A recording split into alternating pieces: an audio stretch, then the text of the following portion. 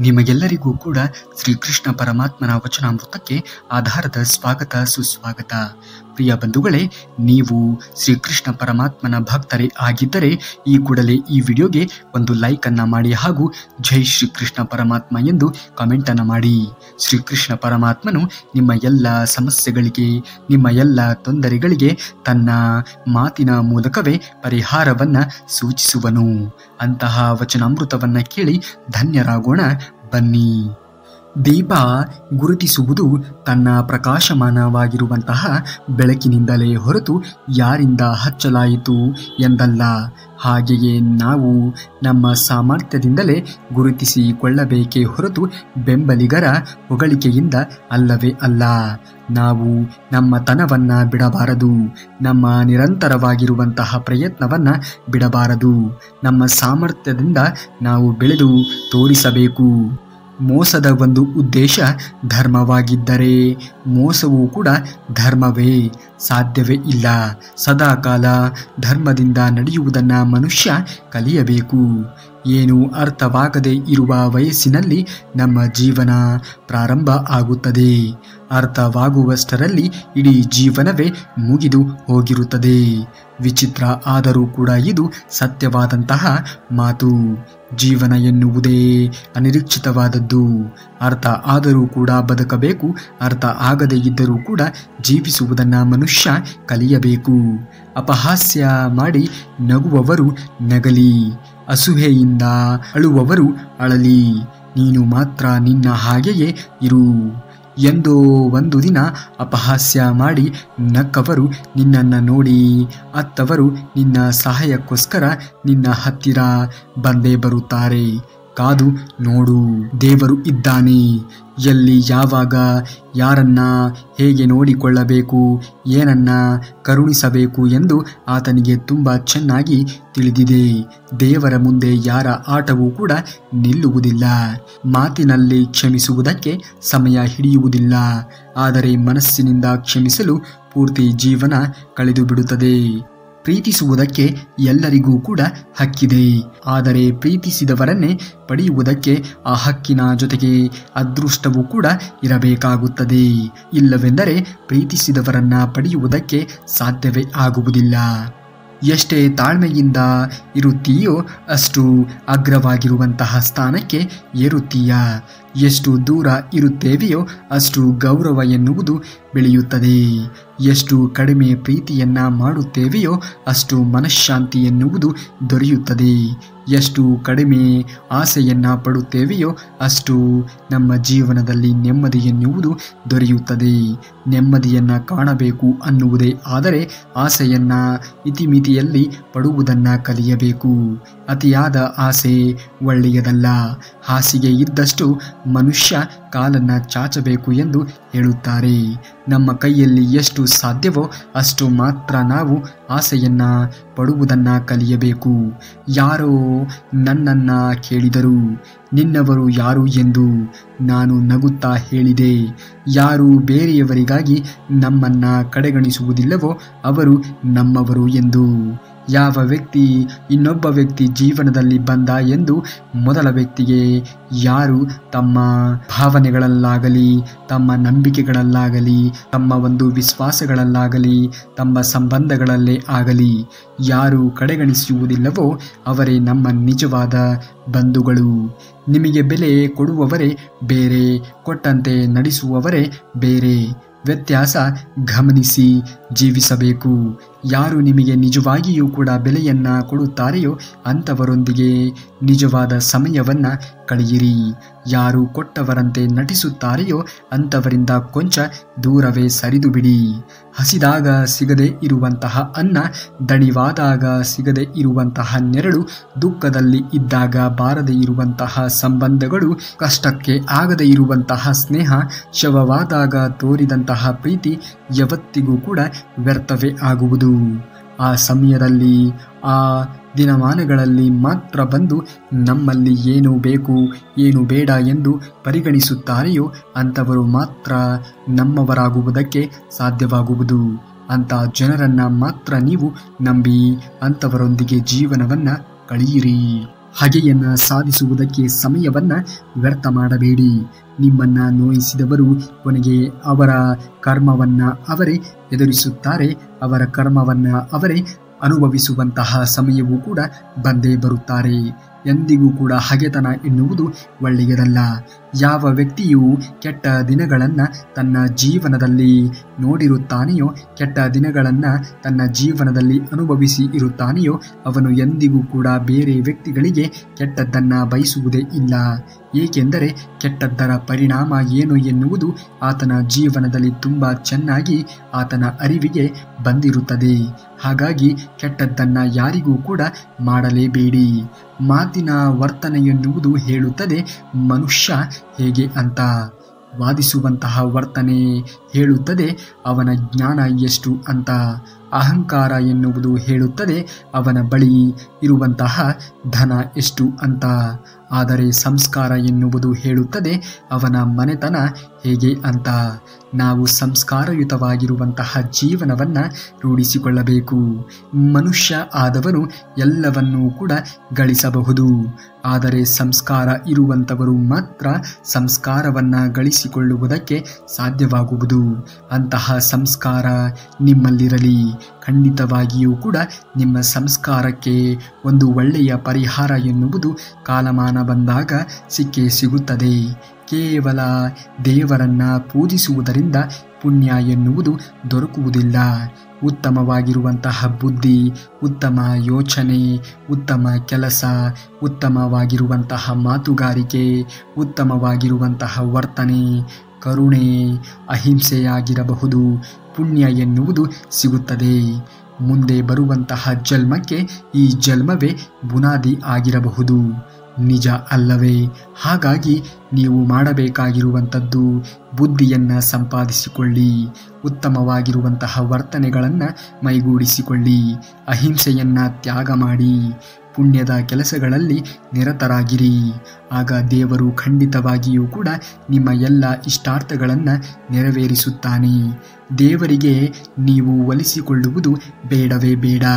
ನೀವು ಯಾವಾಗ ಧರ್ಮದ ದಾರಿಯಲ್ಲಿ ಮುಂದುವರಿಯುತ್ತೀರಿಯೋ ಆಗ ದೇವರೇ ನಿಮ್ಮನ್ನು ಒಲಿಸಿಕೊಳ್ಳುತ್ತಾನೆ. ಒಂದು ನೋವಿನಿಂದ 1000 ಹನಿ ಕಣ್ಣೀರು ಹಾಕಿದೆ ಎಂದು ನೊಂದಿಕೊಳ್ಳಬೇಡ.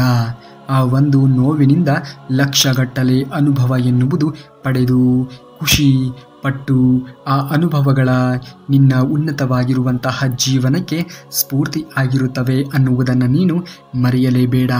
ಆಗುವುದೆಲ್ಲ ಜೀವನದಲ್ಲಿ ಒಳ್ಳೆಯದಕ್ಕೆ ಆಗುತ್ತದೆ ಎನ್ನುವಂತಹ ಪರಿಕಲ್ಪನೆಗಳೊಂದಿಗೆ ಮುಂದುವರಿಯಬೇಕು. ಏಕೆಂದರೆ ದೇವರು ಎಲ್ಲರನ್ನ ಒಂದಲ್ಲ ಒಂದು ವಿಚಾರಗಳಿಗಾಗಿಯೇ ನಮ್ಮ ಬಳಿಗೆ ತರುತ್ತಾನೆ. ಎಲ್ಲವೂ ಒಂದಲ್ಲ ಒಂದು ವಿಚಾರಗಳಿಗಾಗಿಯೇ ನಮ್ಮನ್ನು ತೊರೆದು ಹೋಗುತ್ತವೆ. ತೊರೆದು ಹೋದವರ ಬಗ್ಗೆ ನೆನೆದುಕೊಳ್ಳುತ್ತಾ ಮತ್ತೆ ನಿಮ್ಮ ಅಮೂಲ್ಯವಾಗಿರುವಂತಹ ಸಮಯವನ್ನು ಕಳೆಯಬೇಡಿ. ಆಗಿರುವುದು ಆಗಿ ಹೋಗಿದೆ. ಮುಂದೆ ಆಗಬೇಕಾಗಿರುವುದರ ಬಗ್ಗೆ ಯೋಚನೆಯನ್ನು ಮಾಡಬೇಕು. ಮಾತಿಗೆ ಬೆಲೆ ಇಲ್ಲದ ಕಡೆಗೆ ಯಾವತ್ತಿಗೂ ಕೂಡ ಕಾಲನ್ನು ಇಡಬಾರದು. ಮಾತನಾಡಿ ಮೂರ್ಖನೂ ಕೂಡ ಆಗಬಾರದು. ಮಾತಿಗೆ ಬೆಲೆ ಇರುವ ಕಡೆಗೆ ಮೂರ್ಖನಂತೆ ಮಾತನಾಡಬೇಡ.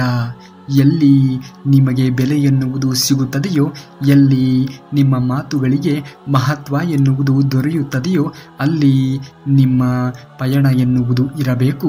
ಅಲ್ಲಿ ನಿಮ್ಮ ನಿರಂತರತೆ ಎನ್ನುವುದು ಇರಬೇಕು. ಅಲ್ಲಿ ಆ ಸಂಬಂಧಗಳಲ್ಲಿ ನಿಮ್ಮ ಉತ್ತಮವಾಗಿರುವಂತಹ ಬಾಂಧವ್ಯ ರೂಢಿಸಿಕೊಳ್ಳಬೇಕು.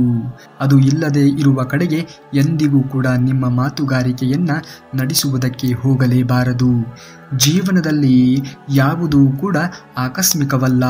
ಪ್ರತಿಯೊಂದಕ್ಕೂ ಕೂಡ ಒಂದು ಅಜ್ಞಾನ ಕಾರಣವಿದೆ. ಇದು ಭಗವಂತನ ಪ್ರೇರಣೆ, ನಿಸರ್ಗದ ನಿಯಮ. ಯಾವುದೂ ಕೂಡ ಇಲ್ಲಿ ಸುಖ ಸುಮ್ಮನೆ ಜರುಗುವುದಿಲ್ಲ. ಏನೇ ಜರುಗಿದರೂ ಕೂಡ ಅದರ ಹಿಂದೆ ಬಲವಾದ ಕಾರಣ ಅಂತೂ ಇದ್ದೇ ಇರುತ್ತದೆ. ಆ ಕಾರಣ ತಿಳಿಯುವವರೆಗೂ ಕೂಡ ನಾವು ತಾಳ್ಮೆಯಿಂದ ಕಾಯಬೇಕು. ಮೇಲೆ ಇರುವಂತಹ ಭಗವಂತನನ್ನೇ ಮೆಚ್ಚಲಿಲ್ಲ ಈಗಿನ ಜನತೆ. ಅಂದಾದ ಮೇಲೆ ನಿನ್ನನ್ನು ಮೆಚ್ಚುತ್ತಾರೆಯೇ, ನಿನ್ನನ್ನು ಹೊಗಳುತ್ತಾರೆಯೇ, ನಿನ್ನನ್ನು ಮನಸ್ಪೂರ್ವಕವಾಗಿ ಒಪ್ಪಿಕೊಳ್ಳುತ್ತಾರೆಯೇ? ಈ ಭಾವನೆಯಲ್ಲಿ ಮರೆಯಬೇಡ. ಇದು ಎಂದಿಗೂ ಕೂಡ ಆಗದೇ ಇರುವಂತಹ ಕೆಲಸ.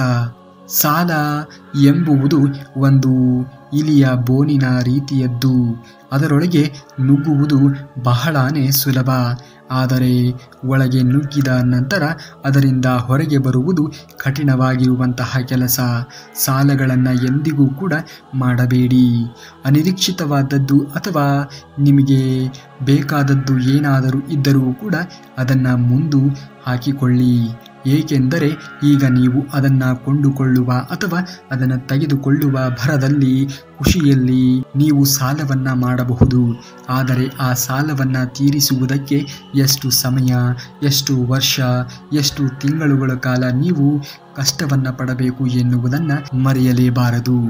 ಬುದ್ಧಿ ಇದೆ ಅಂತ ಅಹಂಕಾರ ಪಡಬೇಡ. ಏಕೆಂದರೆ ಕಲ್ಲು ನೀರಿನಲ್ಲಿ ಬಿದ್ದಾಗಲೇ ಅದರ ಒಂದು ಭಾರದಿಂದಲೇ ಅದು ಮುಳುಗಿ ಹೋಗುತ್ತದೆ. ಹಾಗಾಗಿ ಅತಿಯಾದ ಬುದ್ಧಿವಂತಿಕೆ ಇದೆ ಎಂದು ಬೀಗುವುದಕ್ಕೆ ಹೋಗಬೇಡ.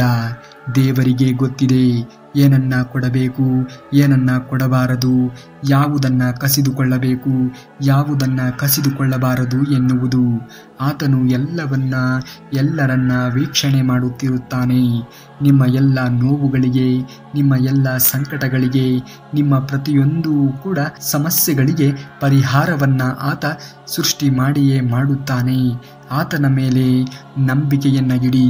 ಆತ ಎಲ್ಲವನ್ನ ನೋಡುತ್ತಾನೆ. ಯಾವುದೇ ಕಾರಣಕ್ಕೂ ಕೂಡ ಜೀವನದಲ್ಲಿ ಹೆಚ್ಚಾಗಿ ಕೊರಗುವುದಕ್ಕೆ ಹೋಗಬೇಡ. ಮನವೇ ಇನ್ನೊಬ್ಬರ ಬಾಳ ಪುಸ್ತಕದಲ್ಲಿ ನೀನೊಂದು ಅಧ್ಯಾಯ ಅಷ್ಟೇ. ನೀ ಬೇಕೆನಿಸಿದರೆ ಅದನ್ನು ಪುನಃ ಓದುತ್ತಾ ಕಾಲವನ್ನು ಕಳೆಯುವವರು, ಇಲ್ಲದಿದ್ದರೆ ಪುಟ ತಿರುಗಿಸಿ ಬಿಡುವವರು ಅಷ್ಟೇ. ಎಲ್ಲದಕ್ಕೂ ಸಿದ್ಧನಾಗಿ ನಿಲ್ಲು, ಇಲ್ಲದಿದ್ದರೆ ನಿನ್ನನ್ನು ನೀನೇ ಕೊಲೆಗೈದುಕೊಳ್ಳುವೆ. ಯಾವುದಕ್ಕೂ ಕೂಡ ಅಂಜಬೇಡ, ಯಾವುದಕ್ಕೂ ಕೂಡ ಹೆದರಬೇಡ, ಯಾವುದಕ್ಕೂ ಕೂಡ ಬಗ್ಗಬೇಡ. ನಿನ್ನ ಪಾಡಿಗೆ ನೀನಿದ್ದು ನಿನ್ನ ಕೆಲಸ ಕಾರ್ಯಗಳಲ್ಲಿ ನೀನು ಭಗ್ನನಾಗಿರು. ನಿನ್ನ ಗುರಿಯ ಕಡೆಗೆ ಗಮನವನ್ನು ಕೊಡು. ಅನ್ನದಾನ ಮಾಡುವುದಕ್ಕಿಂತ ಅನ್ನಕ್ಕೆ ದಾರಿ ಮಾಡುವುದು ಶ್ರೇಷ್ಠವಾಗಿರುತ್ತದೆ. ಯಾರು ನಿಮಗಾಗಿ ಕಾಯುತ್ತಾರೆಯೋ ಅವರಿಗಾಗಿ ಬದುಕುವುದನ್ನು ನೀವು ಕಲಿಯಬೇಕು. ಯಾರು ನಿಮಗಾಗಿ ಅಳುತ್ತಾರೆಯೋ ಅವರನ್ನು ನಗಿಸಬೇಕು. ಯಾರು ನಿಮಗಾಗಿ ಪ್ರತಿ ಕ್ಷಣವೂ ಕೂಡ ಹಂಬಲಿಸುತ್ತಾರೆಯೋ ಅವರನ್ನು ಪ್ರೀತಿಸಬೇಕು. ಗಿಡದಲ್ಲಿ ಬಿಟ್ಟ ಹೂವುಗಳೆಲ್ಲವೂ ಕೂಡ ಕಾಯಿ ಆಗುವುದಕ್ಕೆ ಸಾಧ್ಯವೇ ಇಲ್ಲ. ಹಾಗೆಯೇ ಜೀವನದಲ್ಲಿ ಕಂಡ ಕನಸುಗಳೆಲ್ಲವೂ ಕೂಡ ನನಸು ಆಗುವುದಕ್ಕೆ ಸಾಧ್ಯವೇ ಇಲ್ಲ. ಹಾಗಂತ ನಾವು ಜೀವನ ನಡೆಸುವುದನ್ನು ನಿಲ್ಲಿಸಬಾರದು. ಒಂದಲ್ಲ ಒಂದು ದಿನ ನೆಟ್ಟ ಗಿಡ ಫಲವನ್ನು ಕೊಟ್ಟೇ ಕೊಡುತ್ತದೆ. ಕಂಡ ಕನಸೆಲ್ಲವೂ ಕೂಡ ನನಸಾಗುತ್ತವೆ. ನಂಬಿಕೆಯೇ ಜೀವನ. ನಂಬಿಕೆಯನ್ನು ನಿಮ್ಮ ಮೇಲೆ ನೀವು ಇಟ್ಟುಕೊಂಡು ನಿಮ್ಮ ಆತ್ಮ ಸಾಕ್ಷಿಗೆ ಅನುಗುಣವಾಗಿ ಜೀವನವನ್ನು ನಿರ್ವಹಿಸಬೇಕು. ನಿಮ್ಮ ಆತ್ಮ ತೃಪ್ತಿಯನ್ನು ನೀವು ಕಾಣಬೇಕಾಗಿರುವುದು ನಿಮ್ಮ ಸಾಧನೆಯ ಶಿಖರವನ್ನು ಏರಿದಾಗ, ಬೇರೆಯವರ ಮಾತಿನ ಮೇಲೆ ಅಲ್ಲ. ನೀವು ನಿಮ್ಮ ಭೂತಕಾಲವನ್ನು ಒಮ್ಮೆ ನೋಡಿ, ಇತಿಹಾಸವನ್ನು ಒಮ್ಮೆ ನೆನೆದುಕೊಳ್ಳಿ. ನಿಮಗೆ ತಕ್ಷಣ ತಿಳಿಯುತ್ತದೆ. ಯಾವಾಗ ಸಂಕಷ್ಟ ಬರುತ್ತದೆಯೋ ಆವಾಗ ಅದನ್ನು ಎದುರಿಸುವಂತಹ ಶಕ್ತಿಯೂ ಕೂಡ ನಿಮ್ಮಲ್ಲಿ ಹುಟ್ಟುತ್ತದೆ. ಸಂಕಷ್ಟ ಬರುವುದೇ ನಿಮ್ಮಲ್ಲಿ ಶಕ್ತಿಯನ್ನು ಉದ್ಭವ ಮಾಡುವ ಸಲುವಾಗಿ. ಸಂಕಷ್ಟಗಳಿಂದ ಮುಂದೆ ಬನ್ನಿ. ಸಂಕಷ್ಟಗಳನ್ನು ಎದುರಿಸಿ ನಡೆಯುವುದನ್ನು ಕಲಿತುಕೊಳ್ಳಿ. ಸಹಾಯ ಮಾಡಿದವರನ್ನೇ ದೂರ ಮಾಡಿದರೆ ಆ ದೇವರು ಕೂಡ ಸಹ ದೂರವಾಗುವುದು ಸಹಜ. ಏಕೆಂದರೆ ದೇವರು ಯಾವಾಗಲೂ ಕೂಡ ಯಾರು ರೂಪದಲ್ಲಾದರೂ ಕೂಡ ಬಂದಿರಬಹುದು. ಹಾಗಾಗಿ ಯಾರನ್ನೂ ಕೂಡ ನೀವು ಕಡೆಗಣಿಸಿ ನೋಡಬಾರದು. ಅದರಲ್ಲಿಯೂ ಕೂಡ ಯಾರು ನೀವು ಕಷ್ಟದಲ್ಲಿ ಇದ್ದಾಗ ನಿಮ್ಮನ್ನು ನೋಡಿಕೊಂಡು ಇರುತ್ತಾರೆಯೋ ಅಂಥವರನ್ನು ಎಂದಿಗೂ ಕೂಡ ದೂರ ತಳ್ಳಲೇಬೇಡಿ. ಶಾಶ್ವತ ಸೌಂದರ್ಯಗಳು ತುಟಿಗಳಿಗೆ ಸತ್ಯ, ಶಬ್ದಗಳಿಗೆ ಪ್ರಾರ್ಥನೆ, ಕಣ್ಣುಗಳಿಗೆ ದಯೆ, ಕೈಗಳಿಗೆ ದಾನ, ಹೃದಯಕ್ಕೆ ಪ್ರೇಮ, ಮುಖಕ್ಕೆ ನಗು, ದೊಡ್ಡವನಾಗಲು ಕ್ಷಮೆ. ಈ ಗುಣಗಳನ್ನು ಹೊಂದಿರಬೇಕು. ಆಗ ಮಾತ್ರ ಶಾಶ್ವತವಾಗಿರುವಂತಹ ಸೌಂದರ್ಯಗಳನ್ನು ನೀನು ಜೀವನದಲ್ಲಿ ಪಡೆದುಕೊಳ್ಳುವುದಕ್ಕೆ ಸಾಧ್ಯವಾಗುವುದು. ಜೀವನದಲ್ಲಿ ಮೌನ ಎನ್ನುವುದು ಬಂದರೆ ಸಾಲುವುದಿಲ್ಲ, ದುಡಿಯುವಂತಹ ಮನಸ್ಸು ಕೂಡ ಬರಬೇಕು. ಉದ್ಯೋಗ ಹಿಡಿದರೆ ಸಾಲುವುದಿಲ್ಲ, ಪ್ರಾಮಾಣಿಕವಾಗಿರುವಂತಹ ದುಡಿಮೆ ಎನ್ನುವುದು ಬೇಕೇ ಬೇಕು. ಮದುವೆಯಾದರೆ ಸಾಲದು, ಹೊಂದಾಣಿಕೆಯ ಗುಣವೂ ಕೂಡ ಇರಬೇಕು. ಹಾಗೆಯೇ ನೀತಿ ಇದ್ದರೆ ಸಾಲದು, ಭೇದ ಭಾವ ಇಲ್ಲದೆ ಇರುವಂತಹ ಬಾಳನ್ನು ನಾವು ಬಾಳಬೇಕು. ಇದೇ ಅಲ್ಲವೇ ಜೀವನ ಅಂದರೆ? ಈ ಜೀವನವನ್ನು ನೀವು ರೂಢಿಸಿಕೊಳ್ಳಿ. ಜೀವನವನ್ನು ಪ್ರಾಮಾಣಿಕವಾಗಿ ಬದುಕುವುದನ್ನು ಕಲಿಯಬೇಕು. ಆಗ ಎಲ್ಲವೂ ಕೂಡ ಒಳ್ಳೆಯದೇ ಆಗುತ್ತದೆ. ಅನ್ನದ ಮೇಲೆ ಸೊಕ್ಕು ತೋರಿದವರ ರೋಗಿಗಳು ಆಗಿರುತ್ತಾರೆ. ತಂದೆ ತಾಯಿಯ ಮೇಲೆ ಸೊಕ್ಕನ್ನು ತೋರಿದವರು ಅನಾಥರು ಆಗಿರುತ್ತಾರೆ. ವಿದ್ಯೆಯ ಮೇಲೆ ಸೊಕ್ಕನ್ನು ತೋರಿದವರು ಅವಿವೇಕಿ ಆಗುತ್ತಾನೆ. ಕಾಯಕದ ಮೇಲೆ ಸೊಕ್ಕನ್ನು ತೋರಿದವ ನಿರುದ್ಯೋಗಿ ಆಗುತ್ತಾನೆ. ಯಾವುದರ ಮೇಲೆಯೂ ಕೂಡ ಮನುಷ್ಯ ಸೊಕ್ಕನ್ನು ತೋರಿಸುವುದಕ್ಕೆ ಹೋಗಲೇಬಾರದು, ಅದು ಆತನಿಗೆ ಮುಳ್ಳಾಗುವುದು. ಸೊಕ್ಕು ಎಂದಿಗೂ ಕೂಡ ಒಳ್ಳೆಯದಲ್ಲ ಮನುಷ್ಯನಿಗೆ. ನಿಮ್ಮ ರೂಪ ಸುಂದರವಾಗಿ ಇರಲಿ ಇಲ್ಲದೆಯೇ ಇರಲಿ, ಆದರೆ ನಾವು ಮಾತನಾಡುವಂತಹ ಮಾತುಗಳು ಸುಂದರವಾಗಿ ಇರಲಿ. ಏಕೆಂದರೆ ಜನರು ಮುಖವನ್ನು ಮರೆತು ಹೋಗಿರುತ್ತಾರೆ, ಆದರೆ ಆಡಿರುವಂತಹ ಮಾತುಗಳನ್ನು ಎಂದಿಗೂ ಕೂಡ ಮರೆಯುವುದಿಲ್ಲ. ಮಾತಿಗೆ ಆ ಒಂದು ಶಕ್ತಿ ಇದೆ. ಮಾತನಾಡುವುದು ಒಳ್ಳೆಯದಾಗಿ ಇದ್ದರೆ ನಿನ್ನನ್ನು ಯಾರೂ ಕೂಡ ಮರೆಯುವುದಕ್ಕೆ ಸಾಧ್ಯವೇ ಇಲ್ಲ. ಮಾತೇ ಒಂದು ಆಯುಧ ಇದ್ದಂತೆ. ಮಾತಿನಿಂದ ಎಲ್ಲವನ್ನೂ ಕೂಡ ಪಡೆದುಕೊಳ್ಳಬಹುದು, ಗಳಿಸಿಕೊಳ್ಳಬಹುದು.